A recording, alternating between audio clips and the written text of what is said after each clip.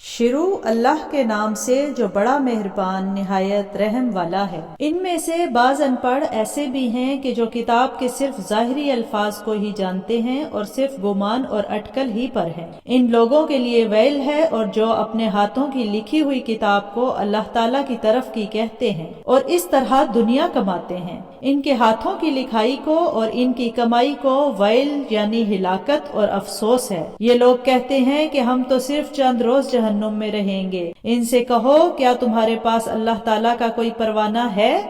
اگر ہے تو یقیناً اللہ تعالیٰ اپنے وعدے کے خلاف نہیں کرے گا۔ ہرگز نہیں، بلکہ تم تو اللہ کے ذمے وہ باتیں لگاتے ہو جنہیں تم جانتے نہیں۔ یقیناً جس نے بھی برے کام کیے اور اس کی نافرمانیوں نے اسے گھیر لیا وہ ہمیشہ کے لیے جہنمی ہے، اور جو لوگ ایمان لائیں اور نیک کام کریں وہ جنتی ہیں جو جنت میں ہمیشہ رہیں گے۔ اور جب ہم نے بنی اسرائیل سے وعدہ لیا کہ تم اللہ تعالیٰ کے سوا دوسرے کی عبادت نہ کرنا اور اپنے ماں باپ کے ساتھ اچھا سلوک کرنا، اس طرح قرابت داروں، یتیموں اور مسکینوں کے ساتھ اور لوگوں کو اچھی باتیں کہنا، نمازیں قائم کرتے رہنا اور زکوٰۃ دیتے رہنا، لیکن تھوڑے سے لوگوں کے علاوہ تم سب پھر گئے اور منہ موڑ لیا۔ اور جب ہم نے تم سے وعدہ لیا کہ آپس میں خون نہ بہانا، قتل نہ کرنا اور آپس والوں کو جلا وطن نہ کرنا، تم نے اقرار کیا اور تم اس کے شاہد بنے، لیکن پھر بھی تم نے آپس میں قتل کیا اور آپس کے ایک فرقے کو جلا وطن بھی کیا اور گناہ اور زیادتی کے کاموں میں ان کے خلاف دوسرے کی طرفداری کی۔ ہاں، جب وہ قیدی ہو کر تمہارے پاس آئے تو تم نے ان کے فدیے دیے، لیکن ان کا نکالنا جو تم پر حرام تھا اس کا کچھ خیال نہ کیا۔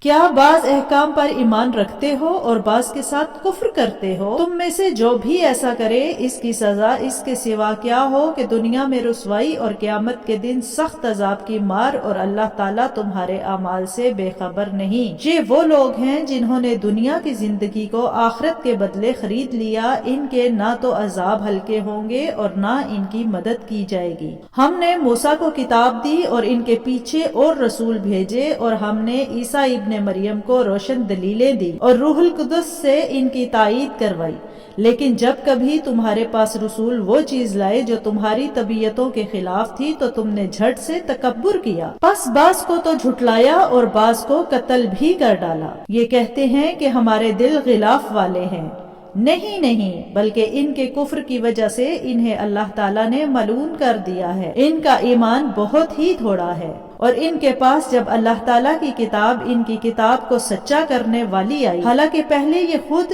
کافروں پر فتح چاہتے تھے تو باوجود آ جانے اور باوجود پہچان لینے کے پھر کفر کرنے لگے۔ اللہ تعالیٰ کی لعنت ہو کافروں پر۔ بہت بری ہے وہ چیز جس کے بدلے انہوں نے اپنے آپ کو بیچ ڈالا، اور وہ ان کا کفر کرنا ہے۔ اللہ تعالیٰ کی طرف سے نازل شدہ چیز کے ساتھ محض اس بات سے جل کر کہ اللہ تعالیٰ نے اپنا فضل اپنے جس بندے پر چاہا نازل فرمایا، اس کے باعث یہ لوگ غضب پر غضب کے مستحق ہو گئے، اور ان کافروں کو رسوا کرنے والا عذاب ہے۔ اور جب ان سے کہا جاتا ہے کہ اللہ تعالیٰ کی اتاری ہوئی کتاب پر ایمان لاؤ تو کہتے ہیں کہ جو ہم پر اتاری گئی ہے اس پر ہمارا ایمان ہے، حالانکہ اس کے بعد والی کے ساتھ جو ان کی کتاب کی تصدیق کرنے والی ہے کفر کرتے ہیں۔ اچھا، ان سے یہ تو دریافت کریں کہ اگر تمہارا ایمان پہلی کتابوں پر ہے تو پھر تم نے اگلے انبیاء کو کیوں قتل کیا؟ تمہارے پاس تو موسیٰ یہی دلیلیں لے کر آئے، لیکن تم نے پھر بھی بچڑا پوجا، تم ہو ہی ظالم۔ جب ہم نے تم سے وعدہ لیا اور تم پر طور کو کھڑا کر دیا اور کہہ دیا کہ ہماری دی ہوئی چیز کو مضبوط تھامو اور سنو، تو انہوں نے کہا ہم نے سنا اور نافرمانی کی، اور ان کے دلوں میں بچڑے کی محبت پلا دی گئی بسبب ان کے کفر کے۔